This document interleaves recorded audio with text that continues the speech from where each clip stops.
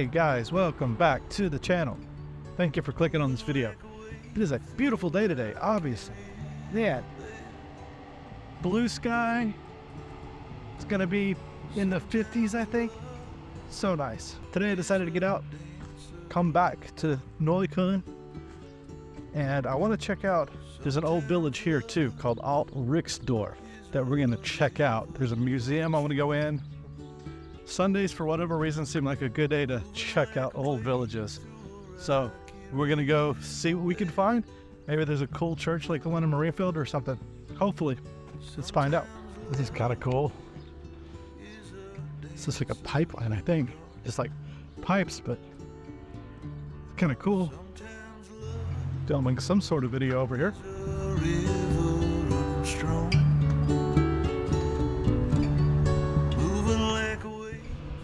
I've been kind of obsessed with architecture photography lately, a lot more than like quote-unquote street photography, photos of people's and stuff. I really don't like taking photos of people here. I'm always afraid I'm gonna get yelled at. But architecture will never yell at you. Oh, this is kind of cool.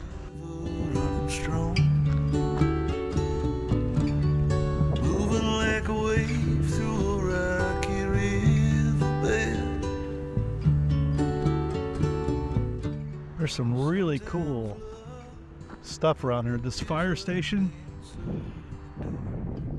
has some really good shots.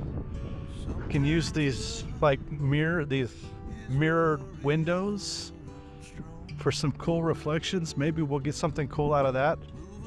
We'll see. This is a really cool area. I think these chairs are really cool.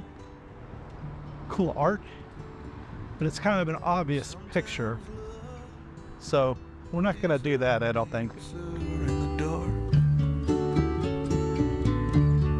Sometimes love is a river running strong. Moving like a wave. So here I'm trying to create a frame between the negative space with the shadow and that's maybe, and see if we can get somebody. See if we can get somebody over here. I'm always trying to make like frames within frames, right? We've got the negative space on the left, sort of making a window look. I really like that. I really like trying to add a little bit of depth and complexity. But we need somebody walking in. The problem is if it wasn't so shadowy over here, it might be a little better, but we'll see. We'll see if something happens here, comes out. Just look at these two styles right next to each other. So wild. You see this a lot in Berlin. Want some right-wingers to lose their minds. Uh-oh, cemetery. Let's see if we can check it out. Random art on the back of a cemetery wall. I like that. Well, doesn't look like I can get in this cemetery. It's a shame. It's a cool looking cemetery. Oh well.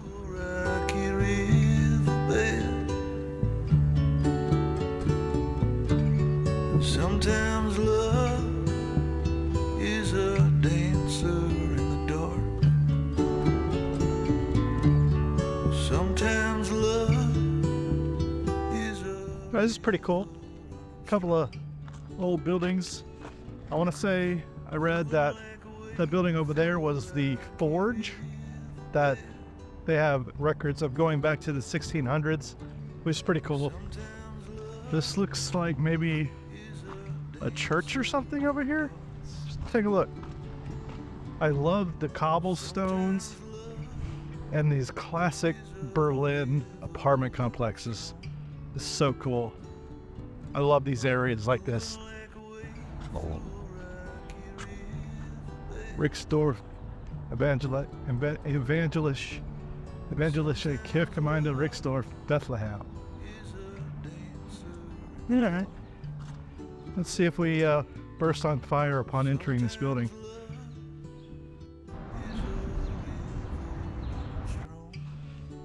It looks like they're having some sort of activity in there.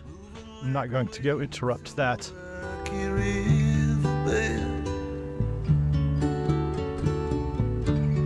Sometimes love is a dancer in the dark. So this place opened in 1894, this Gustav Schöne. My guess is back in 1894 they didn't fix automobiles, but I'm no scientist. Looks like they still have horses though. Sometimes love. This was pretty cool. A little different than Marienfelde. Sometimes love is a river running strong. Horst of Kurt. Born in 1932. Eingewiesen, Heilenstadt. Eingewiesen. What is eingewiesen? Instructed? That doesn't make sense. Diepel says instructed, but that doesn't make sense. Heilenstadt. I don't know what Heilenstadt is. The history of the life and death of 12-year-old Horst Werner Kurtkus and the Project Stolperstein, the school children in the 9th and 10th class, Röntgen Realschule from 2005 to 2006, here at Richardplatz in Berlin, Neuko versus Arbeiten. Here in the Richardstrasse 49 lived the family with their 3 children and Horst. From then bis man ihn ins medizinisches Forschungsprogramm donnerst. Oh, okay. So they took part in the Nazis' twins study. Nach Aufenthalten in verschiedenen Krankenhäusern sowie die kirchlichen Kinderheim Brüssel am See bei Prenzlau. So this is a little bit more than. On the 30th of August 1944, they were brought together at the Charité Hospital. God, it's too much for me. But that's really cool. I don't see his Stolperstein. It's always so moving to me when I come across the Stolperstein. I don't go looking for them, really, but I'm always looking for them. I don't set out to look for them, but I'm always on the lookout for them. But I can't find where they put this one, unless they put it inside. Oh, there it is. It's right underneath. I was standing right on it. Horst Werner Kurtkus. You'll always be remembered, my friend. You'll always be remembered. So I saw this like Peppa Pig Etch-a-Sketch sitting here, and I tried to use it maybe as like a frame, but I don't think it worked.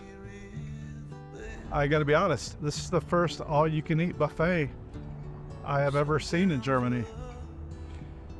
It is at the Pan Africa restaurant. Sometimes love is a river running strong, moving like a wave through a rocky riverbed. Sometimes love is a dancer in the dark. Sometimes love. I saw these Stolpersteine and I wanted to talk about them, but there was a lot of people around. So I looked it up. There's a website you can go to, Stolpersteine in Berlin, and find these people. Find where Stolpersteine are if you know the name of someone. So I went here, I put in Wolf on Karl-Marx-Straße in Neukölln. And so we have Ernst Wolf, Hermann Wolf, and Paul Wolf. All born 1897, 1870, and 1899. So I'm guessing they were brothers. And Ernst Wolf, you can click on him and it'll say you know, it'll tell you about them. So this was put up in 2010. Born in 1897, deported on November 14th, 1941 to Minsk, and he died in Minsk. And then it gives a little biography about these people. So Brother Paul stayed in Berlin on January 29th, 1943. He was deported. I think that's a bad translation. He was on the 27 Ost transport, deported to Auschwitz, listed on the transport list as fit for work, and therefore not immediately murdered. He died at Auschwitz, February 15th, 1943. So like 3 weeks later, he died. Ernst was deported to Minsk with his wife Charlotte, and father Hermann was the father. Okay, so Hermann is the father. Okay, that makes more sense. Hermann's the father, born in 1870. Ernst was born in 1897, and then Paul born in 1899. And then if we click on Hermann, it doesn't have much of a biography. He was born near Dortmund. So this is a pretty cool resource if you're really interested in these Stolpersteine. Oh, there's even an English option. You don't even have to do that.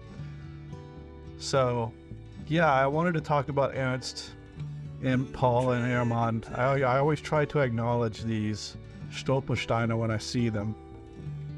Oh, that was a good little walk. I'm ready to head home though. So I'm gonna hop on the U-Bahn here, take the U7 to U6, get home.